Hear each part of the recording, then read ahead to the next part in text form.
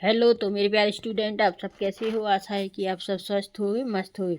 तो आज हम आपको लेके आए हैं जीके से संबंधित कुछ ऐसे खास प्रश्न जो हर परीक्षा की तैयारी के लिए इम्पोर्टेंट है।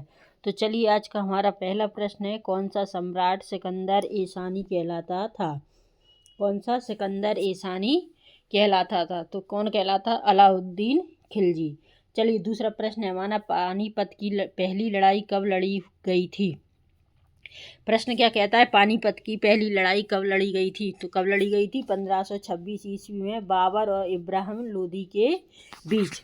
तो इसमें से दो क्वेश्चन बनते हैं। एक आ जाता है कि पानीपत की पहली लड़ाई कब लड़ी गई थी, तो 1526 में। और दूसरा बन सकता है कि पानीपत की लड़ाई किस किस के बीच में हुई थी?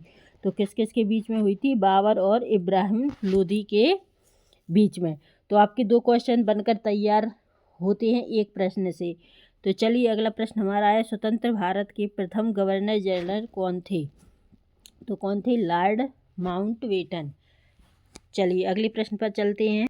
अगला प्रश्न हमारा है, किसने जय हिंद का नारा दिया था? तो किसने जय हिंद का नारा दिया था? नेताजी सुभाष चंद्र बोस ने।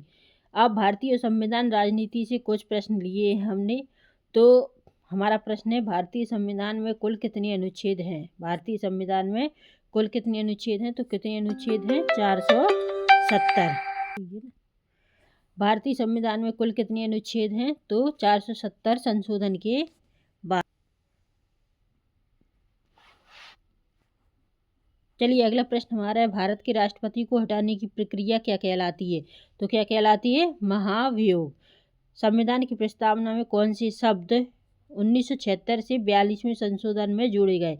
किससे? 1976 से 42वें संशोधन में। तो समाजवादी, धर्मनिरपेक्ष और अखंडता कौन से जोड़े गए? समाजवादी, धर्मनिरपेक्ष और अखंडता। अगला प्रश्न है, भारत का सर्वोच्च न्यायालय कहाँ स्थित है? तो भारत का सर्वोच्च न्यायालय नई दिल्ली में स्थित है।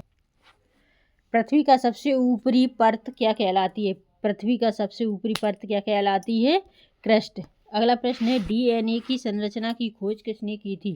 डीएनए की संरचना की खोज किसने की थी? जेम्स बॉन्स्टर और फ्रांसिस क्रिक ने। किसने? जेम्स बॉन्स्टर और फ्रांसिस क्रिक ने। अगला प्रश्न हमारा है, सौरमंडल का सबसे बड़ा ग्रह कौन सा है? सौरमंडल का सबसे बड़ा ग्रह कौन सा है? बृहस्पति, जिसे हम जुपिटर कहते हैं। अगला प्रश्न हमारा है, कौन सा विटामिन सूर्य की रोशनी से प्राप्त होता है? कौन सा विटामिन सूर्य की रोशनी से प्राप्त होता है? तो विटामिन डी।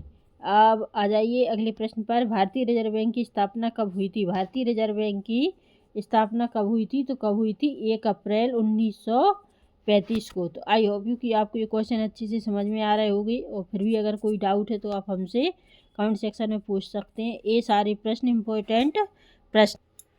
तो चलिए, नेक्स्ट वीडियो में हम आपसे फिर मिलेंगे। तब तक के लिए नमस्कार, जय हिंद।